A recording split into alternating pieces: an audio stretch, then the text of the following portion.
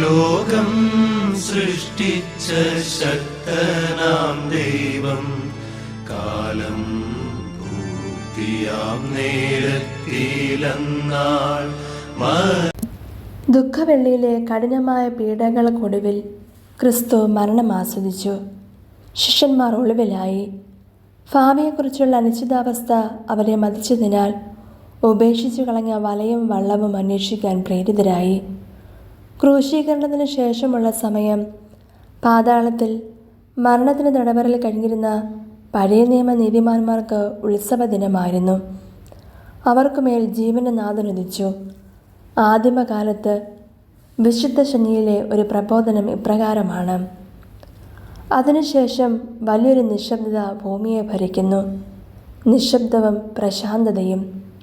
രാജാവ് ഉറങ്ങുന്നു, ഭൂമി വിറയ്ക്കുകയും നിശ്ചലമാവുകയും ചെയ്തു. ദൈവം ശരീരത്തിൽ ഉറങ്ങുകയും ലോകാരംഭം മുതൽ ഉറങ്ങിയവരെ ഉണർത്തുകയും ചെയ്തു.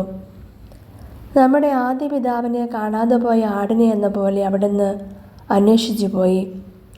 അന്ധകാരത്തിലും മരണത്തിൻ്റെ നിഴലിലും വസിക്കുന്നവരെ സന്ദർശിക്കാൻ അവൻ ആഗ്രഹിച്ചു.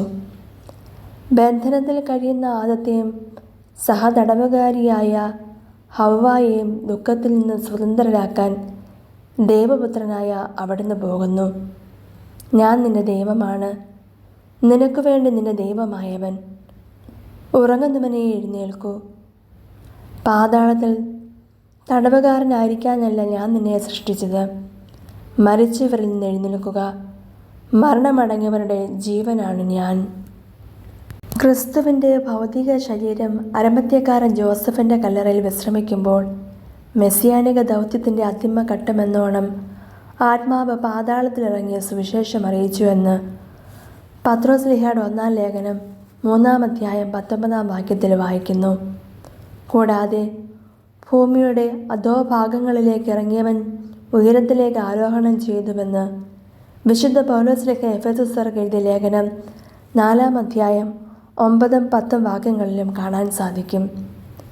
ക്രിസ്തു വിശ്വാസിയുടെ സകലവിധ വിശ്വാസവും ദൃഷ്ടി വച്ചിരിക്കുന്നത് മരണത്തിൽ നിന്നുള്ള പുനരുത്ഥാനത്തിലേക്കാണ്. ക്രിസ്തു വിശ്വാസത്തിലൂടെ മരിച്ചവരിൽ നിന്നുള്ള പുനരുത്ഥാനം സാധ്യമാണെന്ന ബോധ്യം മനുഷ്യവംശത്തെ പ്രത്യാശയുടെ പരകോടിയിൽ എത്തിച്ചു.